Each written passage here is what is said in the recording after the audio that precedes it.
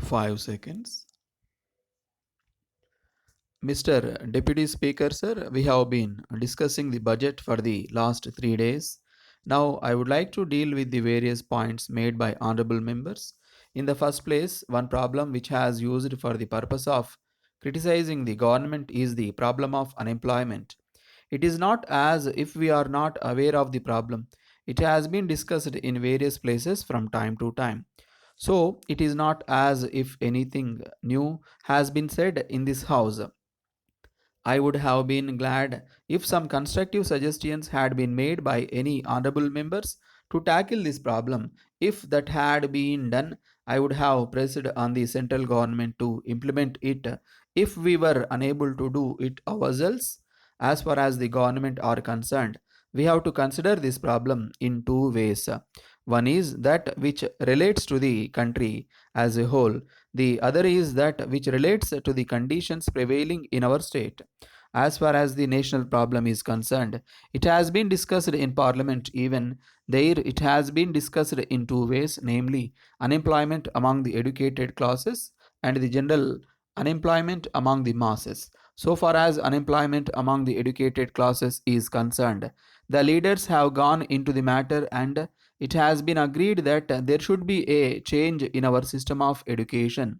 It should be such that those who want higher education should not merely depend on the government or commercial concerns for jobs, but should be able to adapt themselves to other vocations in life.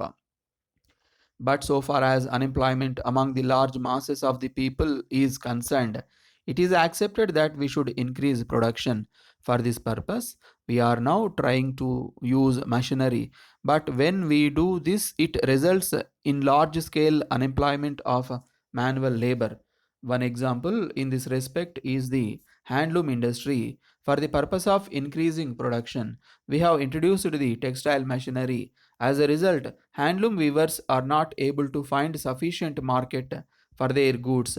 They are now unable to carry on their works, which they have been doing for many years. So, we think that in the matter of production, where it is already being carried on by manual labor, machinery should not be used. That is why we have been pressing on the central government that the handloom industry should be protected, because it is not only production that is necessary, but it also necessary that we should give the necessary purchasing power to the people, which can be done only by providing employment to the people.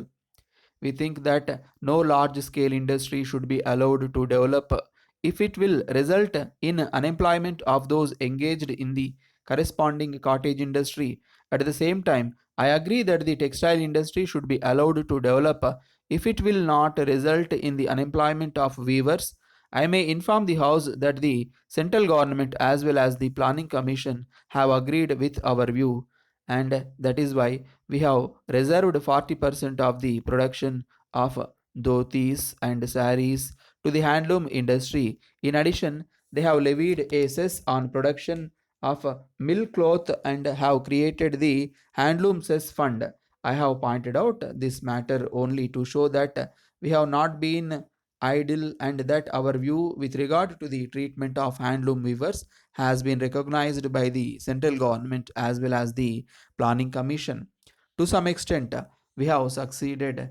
Then, reference was made to the beggar problem by an honorable member who said that the government had not taken any steps to tackle it. It is not as if we are indifferent with reference to this matter. We have implemented a suggestion made by an honorable member, and many of the religious institutions and temples are running orphanages and beggar homes now. We have a scheme to tackle this problem in the city, and I may be able to give some details of it when we take up the budget in March next. Reference was made to the fall in prices. It will have to be looked at with reference to our state. For the last 5 years, there was famine in our state. Now we have normal monsoon and we have turned the corner as far as our state is concerned.